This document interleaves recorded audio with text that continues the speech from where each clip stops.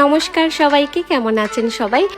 আজকে একদম পহেলা বৈশাখের একটা পারফেক্ট লাল সাদা শাড়ি পরবো আর সাথে নীল ব্লাউজ পরবো। নীল কম্বিনেশনটা রাখবো কারণ সবাই তো লাল ব্লাউজের সাথে পরে, তো একটু ইউনিক রাখার ট্রাই করবো। নববর্ষের দিন সকালে প্রায় সবার ঘরেই পুজো থাকে। এটা হচ্ছে নববর্ষের সকালের পুজোর একটা লুক।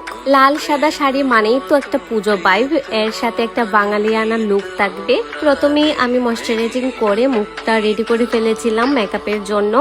পরে আমার ডার্ক সার্কেল গুলা ঢাকতে কনসিলার ইউজ করতেছি। তারপর চলে গেলাম ফাউন্ডেশনে। শি গ্লেমের এই ফাউন্ডেশনটার কথা এর আগের ব্লগগুলোতেও আমি বলছি, এটা একটা ফুল কভারেজ দেয়, দেন এত ভালো, মানে আমার তো এইটা ইউজ করার পরে অন্য কিছু ইউজ করার কথা মাথায় আসে না। যদিও আমার মনে হয়েছিল প্রাইসটা একটু বেশি, তারপরে আর কি লুজ পাউডার দিয়ে মেকআপটা সেট করে নিলাম। আর এই ব্রু আর্ট করার আগে আমি সব সময় অনেক বেশি সচেতন থাকি, কারণ ব্রুটা যদি ঠিকঠাকভাবে আর্ট করা না হয় তাহলে সব কিছুই শেষ। তারপরে আর কি ববের একটা আইলাইনার ইউজ করেছি, দেন হচ্ছে মাস্কারা। যেহেতু একটা বাঙালিয়ানা লুক হবে তাই আমি ভরে ভরে কাজল ইউজ করছিলাম আর একদমই চুপটা টানা টানা রাখার ট্রাই করছি।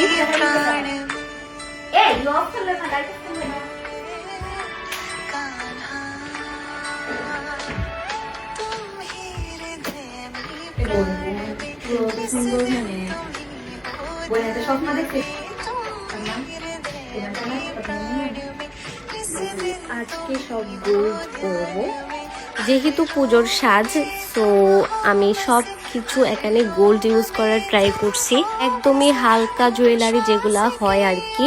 এই নেকপিসটা দেখেন, হালকার মধ্যে মিনাকারি কাজ করা, খুব বেশি পছন্দের আমার এই জুয়েলারিটা। যদিও ইদানিং গোল্ড আমার খুব একটা পরাই হয় না, আর আমার কেন জানি অন্য মেয়েদের মতো গোল্ডের প্রতি এত আবেগ নাই। নর্মালের মধ্যে এই সীতাহারটাও আমার অনেক বেশি পছন্দের। সীতাহারটা আমি প্রায়ই পরি আর সব কিছুর সাথে এত সুন্দরভাবে এটা মানিয়ে যায়।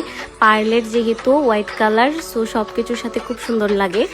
আমার পরা এই সুন্দর স্নিগ্ধ শাড়িটা কিন্তু অপরাজিতাস কালেকশনে পেয়ে যাবেন। সব সময় সাজার আগে আমার মাথায় একটা জিনিস ঘুরপাক খায় যে চুলগুলাকে কি করব, আজকে কি হেয়ারস্টাইল করব, খোপা করব নাকি ছেড়ে রাখবো। যদিও আমি চারা চুলেই স্বাচ্ছন্দ্য বোধ করি, তারপরও মাঝে মধ্যে একটু লুকটা চেঞ্জ করার জন্য খোপা করতে ইচ্ছে করে। তারপর আর কি বের হয়ে গেলাম, কিন্তু মাথায় আসতেছিল না যে কোথায় যাব, ছবিগুলো কোথায় তুললে ভাল লাগবে। তারপর বাসার কাছাকাছি একটু গ্রাম সাইডে চলে গেলাম। আমাদের ইচ্ছা ছিল যে একটু মাটির গড়টর টাইপের হবে, আমরা খুঁজেও পেলাম আর ছবিগুলো এত সুন্দর আসছিল। এইদিকে আমার ছবি ভিডিও করতেও এত বেশি লজ্জা লাগতেছিল, কারণ সবাই মানে হা করে তাকায় আসিল, মানে সবাই উকি ঝুঁকি মারতেছিল আর আমার অনেক বেশি আনিজি লাগতেছিল। কিন্তু দুনিয়া উল্টে যাক, ছবি তো আমার তুলতেই হবে। সবাইকে